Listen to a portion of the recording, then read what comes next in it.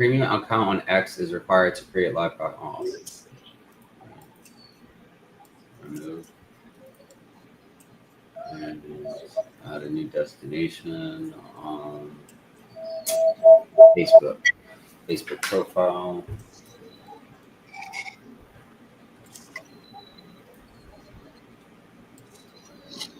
Definitely gonna put that music on. All right. Check my notifications.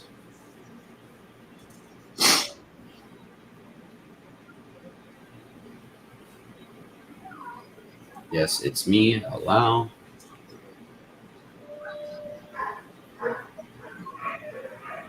Save. Trust this device. Be serious.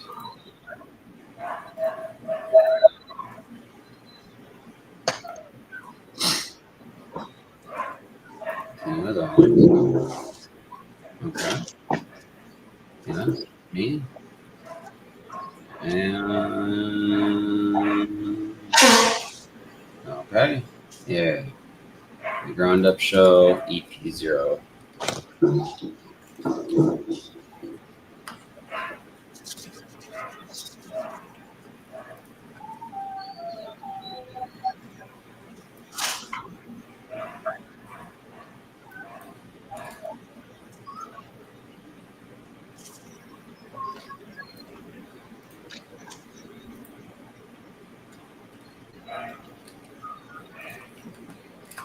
Copy, create description.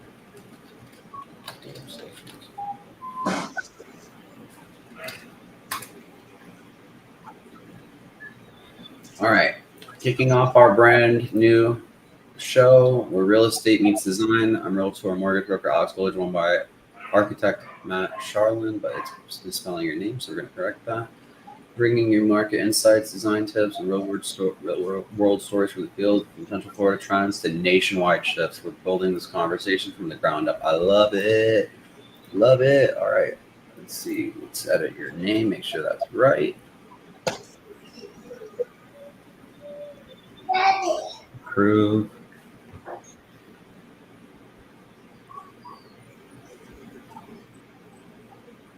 All right. Spelling of your name is right. Boom. Let's add that to Facebook. Cool. All right.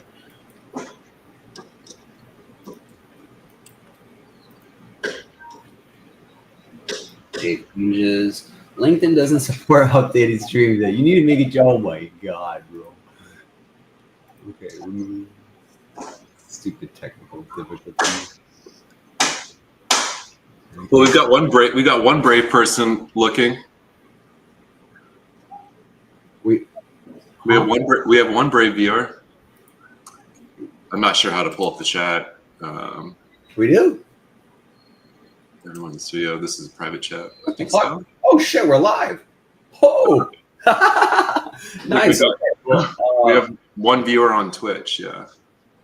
Oh wow. Buy more AMC. Hey. That's my channel on Twitch. Ah. Okay. I didn't even know. I was doing some the Wall Street bets trading and some crypto trading and some SketchUp modeling, which had nothing to do with that other stuff, just modeling 3D. And that's how I had a Twitch channel. So I was promoting Buy AMC because I had some AMC. I still have some AMC, so this is a shameless plug to buy more AMC. So you know about Wall Street bets. Yeah. So I mean, for those two that are brave enough to watch our Twitch channel, this is episode 0. Alex is going to discuss a little bit about what we're doing, but this is the Ground Up Show. Literally from the ground up, young entrepreneurs trying to make their nut. If you haven't seen the last South of Park episode, hilarious. But yeah, this is supposed to just be a morning show, shoot the shit and talk about real estate deals and investment opportunities, design. I'm sorry, I'm just stealing this right now. No, you're good. You're design and architecture and possible plays in Florida, Central Florida, across the country. Talk about codes. talk about new legislation that's bringing opportunities for us, and go over some of the big deals. So this is good for the young entrepreneur. This is good for somebody who's looking to buy a house, start a business. But we also just kind of want to talk about some of the big projects: Water Street, the Sundial, Rose Arts District, what's happening down in Wynwood, Jacksonville. I want to try to cover it up all over the course of the next several weeks. So, I love it. That was great, and exactly that. Good morning, everyone, and welcome to our very first episode. My name is Alex Khalil, and I'm your go-to realtor mortgage broker. So anything regarding the real estate side or the mortgage side of what we talk about, I can give some insight on that.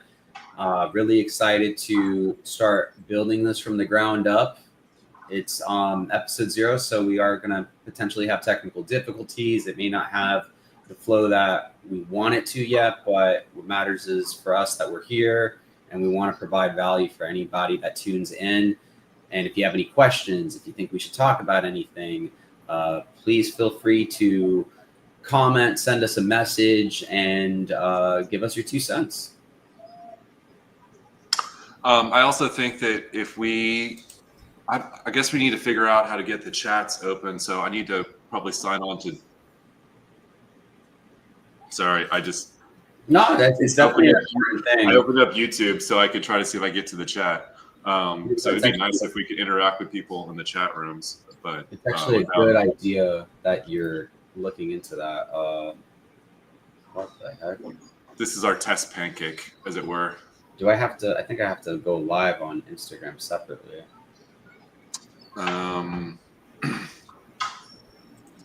So I see one person on YouTube and I see one person in Twitch. Let's see if I can go to YouTube without messing up the audio. Okay, there we go. All right, so I have the YouTube chat open. So if anybody is in YouTube and wants to roast us or ask a question, feel free. Let me see if I can get to Twitch. Wait.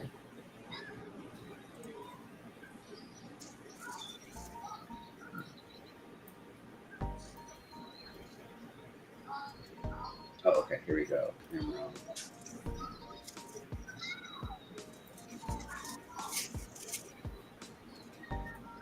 Well, I'm eager not to have like too much dead time. I kind of want to just also test out the Google Earth and see how that plays out. Yeah, definitely. So I'm going to share my Google Earth screen if I can find it. Gotta love technical difficulties. Okay, here we go. Streaming software to go live. So I was checking on this earlier. Thought this was interesting. This is where they're putting FEMA's building their, or not FEMA, the immigration camps. So they're building a new camp right here to house all of the people that ICE picks up. I always thought, yeah. So this is where the other camp is going to be. It's up here, Camp Blanding. Let's add that to the stage. Yeah, and I was like, wow, this lake is like so round. It's so perfectly round. And so then I tried to do some research on this lake. It's a sinkhole. Jeez, that was a sinkhole? Yeah. So this is not too dissimilar from the sinkholes that you see when you're in the Yucatan. You know, almost like the mirror image, right? But like Florida, you know, the peninsula is very much like Florida, but it's higher. It's like up higher above the sea level. And so because of that, the limestone is exposed, and because good idea, baby. And so there's a lot of what they call cenotes. So I think you probably cenote. I think it's how you spell it. Maybe I won't be able to find cenotes, but there's cenotes all over the place, which are basically sinkholes that they go out to the ocean. There's like tunnel underground. Like this was one, I guess, right here. They're all over the place, but all of these like limestone collapsed sinkholes. And so Florida has a couple of them. One of the most famous ones is Devil's Den. Yeah. So that was a single? Devil's Den? Yeah, Devil's Den is basically a Florida equivalent to a cenote. It's somewhere up there. I'm trying to add us to an Instagram live too. Let me just click it. You poo-pooed? Okay. This is a big deal. Friends of the channel, this is a big deal. My daughter is potty training as we speak.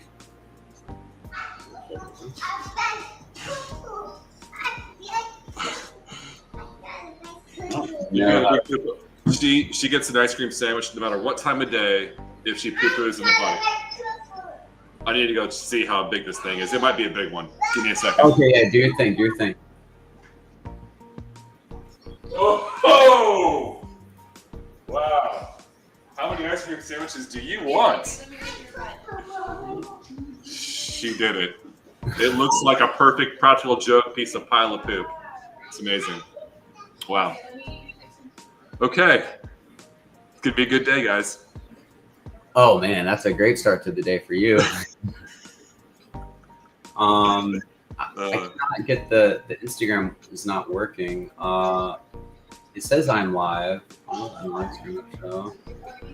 So that's probably going to be a good viewer reach.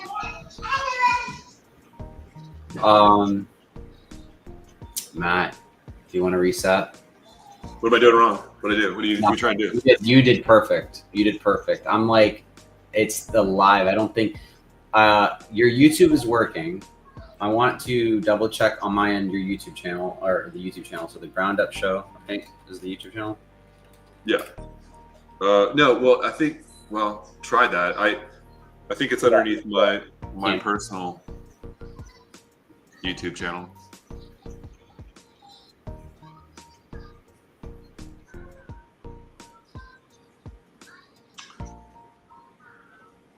Well, I want to test out the Google Earth one more time.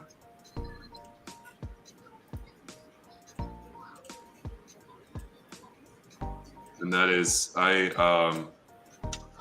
want to see how the time history works. So there's an area of downtown Tampa that's really, really popular, called Water Street, and that's this area over here. You know, I'm noticing how slow everything is. Yeah, the live when you're live streaming, and it's really hard to do anything when it's moving this slowly. Okay, let's turn off the 3D buildings for a minute.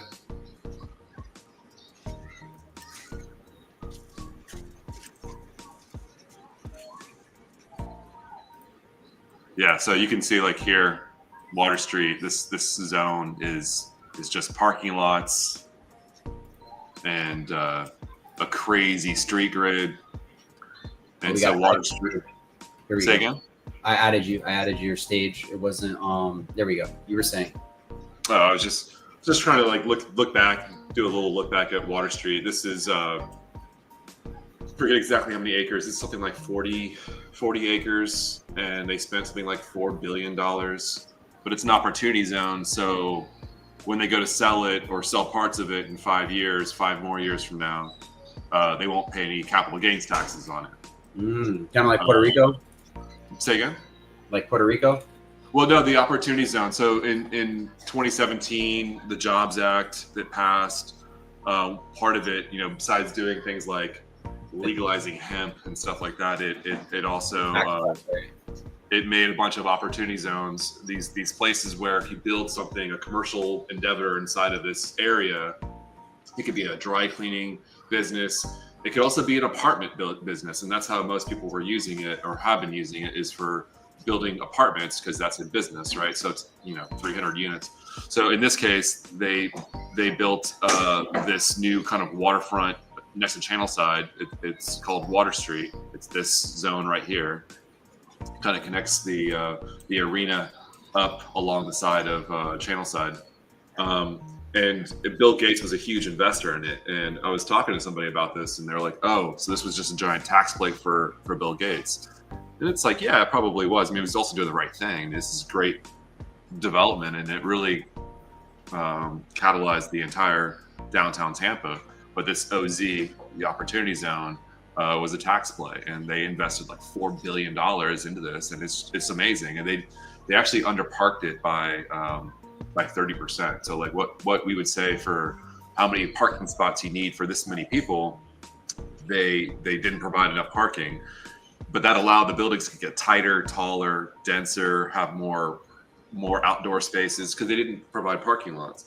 So it was a really controversial thing, but it's showing that Tampa is making a strong play to kind of go all in on walkable community and say we're just going to figure out a way for people not to need cars. Either you park outside, or you pay a premium, or you live inside without a car.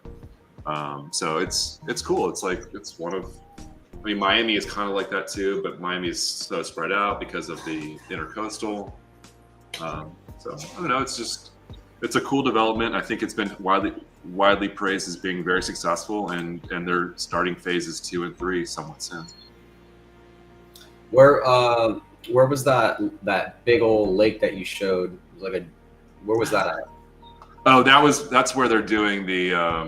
I was curious because we have I don't know exactly where in the Everglades the immigration detention center is, but they're building another one up here at this round lake. Oh, so that's over by Devil's Den. Yeah, looks like Devil's Den was just right here. So it's another sinkhole. Devil's Den is that weird sinkhole. And it's like really beautiful to go over there. Yeah. It looks like we had a viewership of 6. I don't know if I think now I can work Instagram. Oh, I got it to work now. Another place I do want to cover during this podcast, project that I worked on a lot was the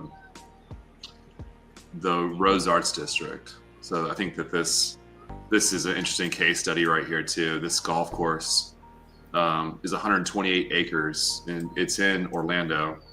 So here's downtown Orlando right here. You've got the packing district is here, College Park, Palomar, and then kind of over here to the west of that, you've got Rosemont. And Rosemont is... Oh, I know, that's opportunity right there. Yeah, it's about, I think it's like something like 6,000 residents live in the Rosemont community, which is just about 2,000 short of what a Publix has deemed a market that they can get into. They were in this market at one point in time, but there was inventory loss, so they left. And there's a lot of people are just, it's strongly segregated. There's wealthy houses along the golf course, and then there's apartments and townhomes around it, and not all these people get along.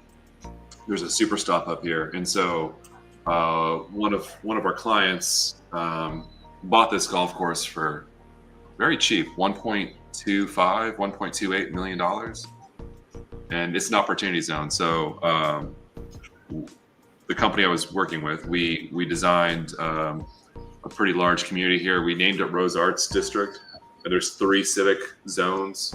We'll get into it more. It's a really cool case study. It's close to Park Avenue, and that's an opportunity zone, so that'll be an amazing development.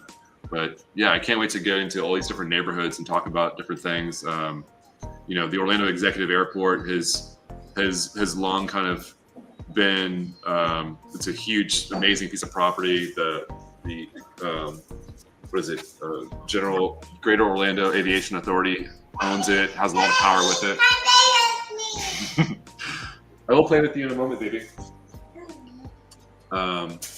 So yeah, we can talk a lot about developments with the vertical takeoff vehicles and what's planned or what's being discussed, at least around the executive airport and MCO. I think the Brightline station is going to be a huge talking point. Obviously, they just got approval to go west. We're going to station over here next to the convention center, and I think that provides a lot of interesting opportunity for development, kind of on these back roads. So there is existing development, and of course you've got Epic Universe right here. So that's making a lot of opportunity. It's so fascinating to see Epic Universe next to Lockheed Martin, because I remember as a kid thinking how far out of Orlando Lockheed Martin felt like, and now it's like fully absorbed into the city. So, Matt, with the places that you're showing, do you think Rosemont is one of the more better areas for developers to try to get into? Rosemont's definitely a sleeper. So I think like I'm constantly scanning homes for sale. I know that there's a couple of houses in the 300s for sale, and I think at least there's one house in the 300s for sale in this community. I forget what this community is called. I think it's one of these houses that's for sale. And interesting to note on that too is that we did have in our design, we did have a building planned for the space between those houses and the lake. But through pushback of the community, they did not want that building there. And also because this was a challenging area with the flood zone, there is not going to be any buildings built here. So if you bought a house like on Real Court, you would have all of the amenities of the lakeside village that we've got planned, but you're not going to get a building in front of you, and you're going to have improved infrastructure. So there's the new construction for this new town center that's being built on this golf course is going to repair a lot of the flood concerns. Kind of somewhat. I don't know how to say this, but most of Orlando is part of the Wekiva River watershed. So there's all these canals and stuff that really need to be renaturalized, and that's kind of why I'm a big proponent for density, is because I want to see more density and more wilderness and not so much wetlands. Yeah, more. Oh, gosh. We have sensitive ears in the background. Right. Yeah, density definitely solves the issue of. I think with more density comes better lifestyle for like the city and the surrounding areas that have that development. I think Rosemont's going to be that. So it's funny you mentioned Rosemont, because I think in 5 years Rosemont's going to be up there with like maybe not College Park, but I'd say like the Hourglass District, right? Oh yeah, bro. It's way more than all of that. It's 11 8-story buildings.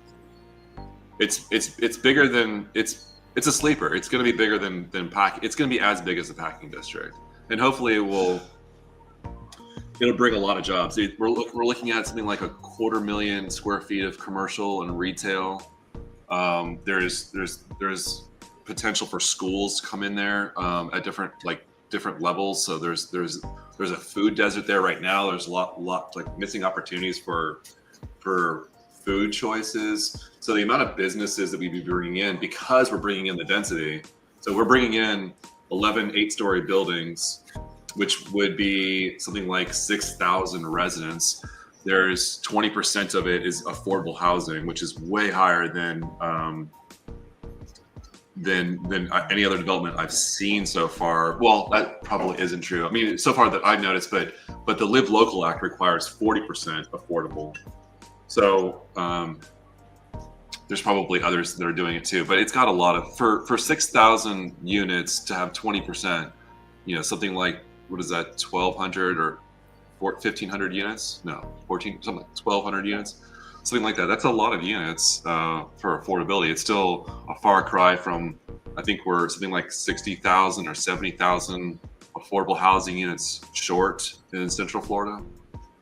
So it's a drop in the bucket. There needs to be a lot more efforts, which is why we should get into ADUs in this podcast later on, because I think that's one of the biggest opportunities, ADUs, accessory dwelling units, kind of like a micro infill for single family homes. But yes, this community is a really interesting community to buy in. There's every single housing type there already, except for the high rise. And incidentally, when Rosemont was first developed and produced and pitched, they did have at least 3 or 4 11-story buildings. We're proposing 8-story buildings. So they had that in the original plan in the 60s and 70s before Disney was built and the focus shifted to the south of Orlando. So this makes sense though with Disney and all that they've been doing. And I feel like in Central Florida's history, especially Orlando, I think Disney has been like the main conglomerate of control in all the developments happening in that area that you're showing right there. You know, Celebration, Lake Buena Vista, you know, it's exploded. Now, if you live in Bay Lake, you know, it's funny. I saw the Bay Lake over by Rosemont, and I was like thinking, I was chuckling myself. Imagine, you know, you're in the beginning stages of Rosemont. You're like, yeah, I live off Bay Lake. It's like, which Bay Lake? It's like, I know what I would think. I mean, oh, you live in Bay Lake. Oh. But yeah, no, it's going to be interesting to see what happens with the future development that's not Disney, because I feel like all these builders that decided to go around the Disney area just saw the opportunity with that. Baby, back in your tower, baby. My daughter has covered with paint on her hands, and she comes up to me. Looky, Daddy, looky. Come here, Avery. Come here. Let's show what your hands look like. Young artist in the This has just been happening all over on camera. There's as much paint on her hands as there is on the canvas. But anyway, she's working on it, and she's going to touch things now. Better be careful with those walls. Well, my hands are already covered. You might have to repaint your house here after today. Yeah, we might have to stop it for today, and I just wanted to share one more thing that I hope we could talk about later soon, and that is wait, how do I shut stage? Okay, there we go. Yeah, we were just talking about Disney, and I know that one of the huge areas of conversation is 429 and how it comes up here to Horizons West, and this kind of new west area that's obviously filling in pretty quickly. There's a lot of green fields out here that you know are going to want to be developed, and I know a lot of us are not super supportive of that, but a lot of people are, you know. So I got to work on a couple of these projects in Horizons West, and okay. So I know this has been a conversation, a question. Give me a second, baby. I'm gonna sign off here in a minute. So I want to talk about this area too. I know a little bit about it.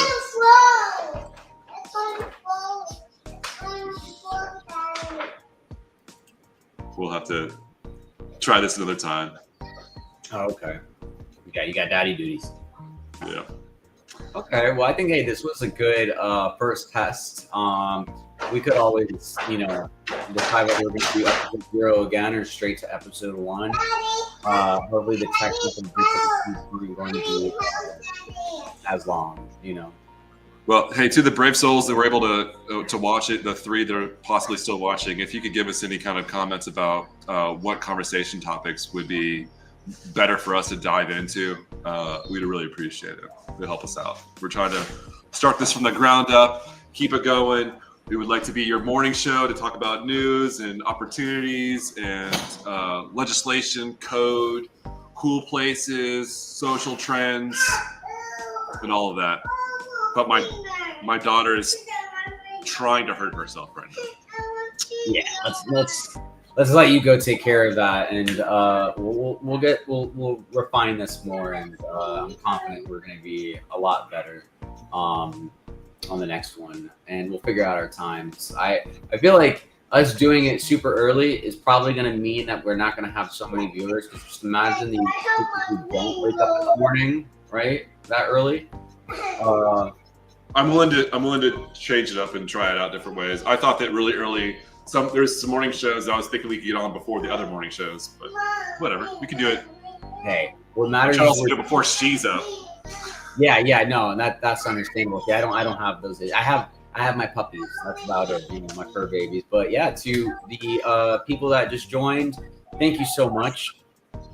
Matt has to go take care of his baby girl, but this is the Ground Up Show, episode 0. We may